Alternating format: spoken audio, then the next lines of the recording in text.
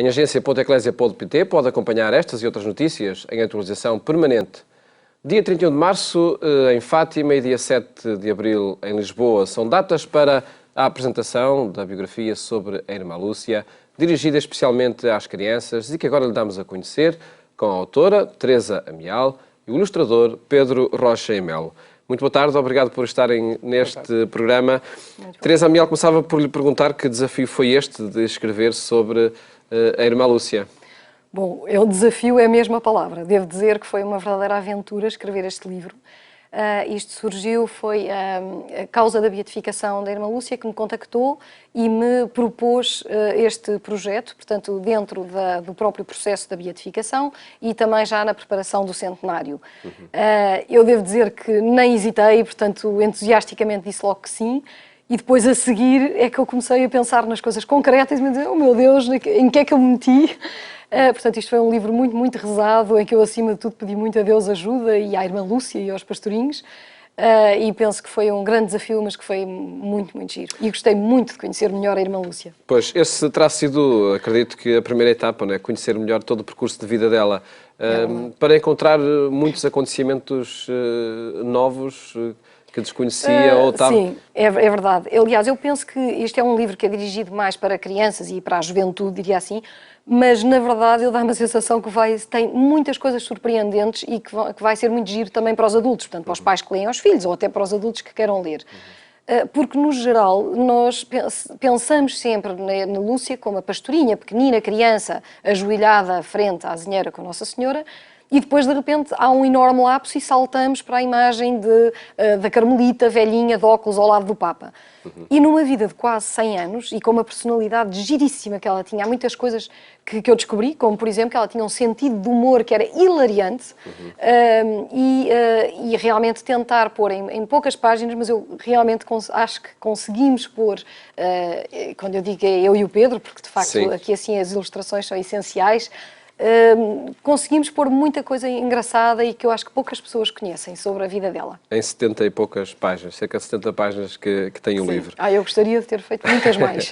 E que desafio foi este também de ilustrar este percurso biográfico da Irmã Lúcia, Pedro? Foi um desafio muito grande, porque, de facto, ilustrar um livro que mostra que são 100 anos de vida de uma pessoa que como a autora dizia, e assumo que, de facto, para pessoas da minha geração e até mais novas, existe aí um período de tempo em que não sabemos o que é que aconteceu, em que isso não nos é apresentado muito habitualmente. O maior desafio foi, talvez, conseguir, com um grafismo o mais infantil e o mais divertido possível, muitas vezes também mostrar episódios difíceis e de muito sofrimento e de muita dureza e de muita perseverança, desde o seu nascimento até à sua morte.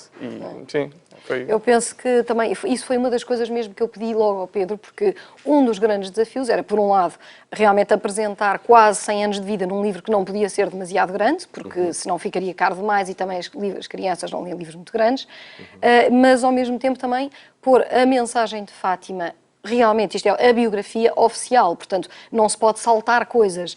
E então tentar há um rigor biográfico que é garantido no livro. Absolutamente, e tínhamos que ter o nihil obstat, portanto, pôr toda a mensagem de Fátima teologicamente correta, mas numa linguagem acessível para crianças. E a verdade é que a mensagem fala muito de penitência, oração, sacrifício, coisas que estão completamente fora do que é hoje em dia passado às crianças, que estão cada vez mais defendidas de tudo o que são dificuldades da vida. E, portanto, fazer tudo isto também de uma maneira que não deixa de ser atraente e alegre, e, portanto, pondo também outros episódios, não é? A chamada petite histoire de outros episódios, e pôr muito o enfoque nessa parte mais alegre e divertida, e na cor, etc., na parte das ilustrações. Por isso é que falam, por exemplo, em sofrer sem se queixar. Exatamente. Sim, e é isto. E aplicar essa alegria através de cores que, obviamente, que há cerca de 100 anos não existiam, não é? Isto, como ilustrador, eu tenho que ter sempre presente que, de facto, as cores eram mais escuras, as próprias roupas das pessoas e, portanto, ir sempre gerindo, não é? com o editor e com a autora, não pode ser assim ou deverá ser mais desta forma. Sim. Mas sim, mas acho que resultou. E houve uma grande investigação mesmo, aliás, para conseguirmos ter as roupas o mais parecido possível, até inclusivamente as próprias personagens, portanto, transformar um bocadinho o equivalente ao que seria um boneco, não é um boneco animado, é um boneco ilustrado, mas que o boneco tivesse que ver com, enfim, a Jacinta com os seus grandes olhos, enfim, um bocadinho parecidos com o que eles eram na realidade. Não é? Houve uma preocupação, Pedro, por visitar os locais, por tomar conhecimento com imagens da altura para aproximar também a representação, a ilustração? Sim, houve uma preocupação enorme porque queria de facto que, ou seja, principalmente nos episódios como o Milagre do Sol, episódios mais emblemáticos, tentar passar essa grandeza e essa beleza do que aconteceu e sim, muito explorando, e talvez tenha sido as maiores dificuldades, obviamente sempre imagens a preto e branco, fotografias da época, muitas vezes com pouca qualidade, e portanto pensei, não é, do meu conhecimento, que cores poderiam ser essas, ou de que forma é que as crianças podem pegar estas imagens. Esta é a imagem que ilustra precisamente o Milagre do Sol. Precisamente, que é referenciada é uma referência a uma imagem existente, mesmo em termos das posições das personagens, as cores certamente que não, mas tem a ver com a descrição que há, sim, não é? Toda a descrição que das obtivemos. cores que o Sol tomou.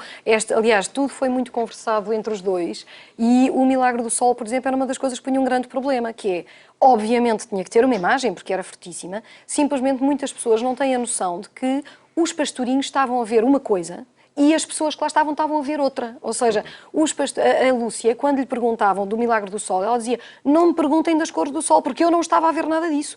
Ela estava a ver Nossa Senhora, e aliás, nessa aparição especificamente, aparece Nossa Senhora, Jesus, é uma aparição muito completa, está aí toda contada, mas ela no fundo estava... eles, os três pastorinhos, a ver e a falar com Nossa Senhora e a ver umas coisas, e ao mesmo tempo estava-se a dar o milagre que Nossa Senhora tinha prometido para toda a gente acreditar, como ela própria disse, e então que foi o milagre do Sol, girando com cores incríveis e que quase que parecia cair na terra, que secou o chão instantaneamente e as roupas das pessoas, portanto tudo isso está aí descrito.